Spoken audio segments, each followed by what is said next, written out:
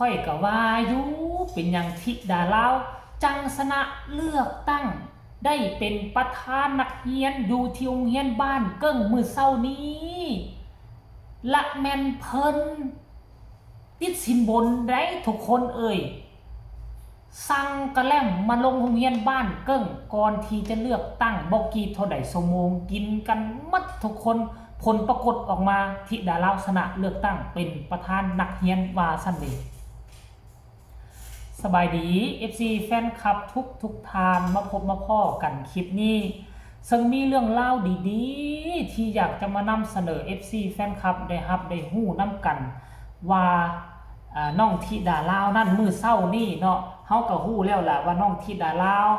เพิ่นชนะเลือกตั้งได้เป็นประธานนักเรียนแล้วมื้อเช้านี้ก็ได้มีโอกาสได้ไปไหว้ครูเนาะยกย่อพานเป็นผู้นำกล่าวอยู่ที่โรงเรียนบ้านเกิ้งก่อนหน้านั้นท่านผู้ชมเอ่ยตอนเช้าๆธิดาลาวน่ะควักเงินมาลัยที่พ่อแม่โอนมาให้ที่พ่อแม่เฮ็ดมาลัยไปห้อยใส่คอมาให้น่ะไปซื้อไปเมากระแล่มหรือว่าไอศครีมไปลงโรงเรียนบ้านเกิ้งทั้งนักเรียนทั้งครูบาอาจารย์ทั้งผู้ปกครองที่ไปร่วมมื้อเช้านี้ได้กินกันอิ่มหม่ำสำราญเห็นบ่ล่ะเจ้ลอยใจใหญ่บ่ธรรมดาได้มาก็แบ่งปันเนาะเงินทุกกีบเงินทุกบาทที่พ่อแม่ FC โอนมาให้สนับสนุนน้องธิดาลาวน้องบ่ได้เอาไปใช้แบบเสียหายเอาไปใช้จ่ายภายในครอบครัวเอาส่งไปให้พ่อแม่ทั้งฝั่งลาวแบบใช้แบบมีผลประโยชน์และที่สำคัญน้องธิดาลาวเป็นคนใจกว้างขวางเป็นคนเอื้อเฟื้อเผื่อแผ่สิ่งที่น้องกระทำมื้อนี้นี่มันเป็นตาหน้าส่งเสริมและสนับสนุนหลายถึงแม้ว่าอาจจะบ่แม่นเงินมากมายที่ไปเหมากระแล่มมาแต่เฮ็ดให้เฮาฮู้ว่าคนนี้เป็นคนที่มีน้ำใจเอื้อเฟื้อเผื่อแผ่เป็นคนที่จิตใจดีงามได้มาแล้วก็แบ่งปันพ่อแม่มอบเงินให้น้องก็เอามาแบ่งปันเมากระแล่มไปลงไทยโรงเรียนคนที่จะได้บุญนํกันก็คือพ่อแม่ผู้ที่คอยโอนมาลัยมาให้ท่านผู้ชมเอ้ยเนาะบ่คิดว่าฝันว่าเด็กหญิงไพรินหรือว่าน้องธิดาลาวเนาะจะคิดได้แล้วก็จะเฮ็ดได้ดีขนาดนี้ในฐานะที่พวกเฮาก็เป็นผู้หนึ่งที่ติดตามสนับสนุนน้องมาโดยตลอดก็รู้สึกว่าบ่เสียแฮงแล้วก็พ่อแม่ก็บ่ผิดหวังเนาะที่คนที่เฮาสนับสนุนเดินทางถูกต้องเนาะเดินทางถูกต้องและเป็นคนรู้ผู้ดีเป็นแบบอย่างที่ดีของสังคมได้รายละเอียดให้ทุกคนไปเบิ่งคลิปนี้วินาทีเอากระแล่มมาลงโรงเรียนว่าไผได้กินกล้าเว้าได้เลยครูบาอาจารย์มากินหมดทุกคนเลยแซ่บซ้อยกันทุกทั่วหน้าไปส้มพร้อมๆกันเลยสิพี่เจ้ร้อยเลี้ยงไอติมวันเลือกตั้งนี่เดินกกตได้แล้วเดี๋ยวนี้ติดสินบนอันนี้ของเจ๊ร้อยทำไมนั่นเขาหาเสียงแจกไม่บักถามกันน้องเนาะแจกไม่บักถามตามหอหาเสียงกันนี่ราคาเนี่ยยังติดสินบนกันจะบอกว่าก็เอาได้เพื่อนเดียวกันโพสวันนี้จะมาสิเลือกไปเลยไม่ต้องหมดไงไม่เป็นไรเด็กกินทุกวันเพราะว่ายังไม่ราคายังไม่ราคาเด็กชายแค่ค่ะเขาแถวบอกสิกินบนเราลูกโอ้บังช่วยเด็กชายเข้ไหมเด็กชายเข้เนี่ยมือนี่มาลุ่นรถบานเบอร์หนึ่งก็หลายเห็นว่าอันนี้เบอร์หนึ่งอ้าวอันนี้รัดคิวแล้วนี่อันนี้เบอร์หนึ่งเบอร์หนึ่ง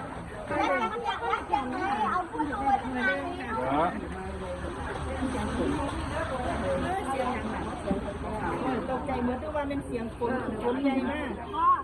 เรียนนี้ท่านมาโลกภาษา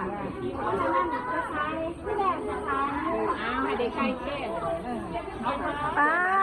เอาฝาบาทหลวงพ่อผมบอกมาใส่เนี่ยเอาอันนี้ซะแม่เอาอันนี้ซะแม่มันหยิบใหญ่ลงฮะก็แน่นี่หว่าไม่แน่นี่หว่าใส่ลงหลายใครไม่อิ่มมาเอาอีกนะลูก ขอบคุณครับ เอากินแล้วฝากไปรักใครเอาด้วยขอบคุณค่ะ แถวอีกน้องก้าวรักบ่บาด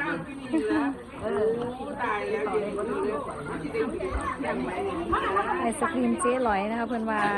วันไหว้ครูวันเลือกตั้งหนูเลี้ยงกระแลมเพื่อนๆแล้วก็คณะครูเองว่าสำหรับเพื่อนเอาเงินมาไล่เพื่อนเลยเด้อค่ะนับออกมาให้แม่เลยค่ะ นี่แหละนะ FC แฟนคลับเอ้ยเนาะคนดีตกน้ำบ่ไหลตกไฟบ่ไหม้เนาะน้องธิดาลาวก็ถือว่าเป็นน้องใหม่ที่มาอยู่โรงเรียนบ้านเกิ้งแต่ว่าก็ได้รับความไว้เนื้อเชื่อใจ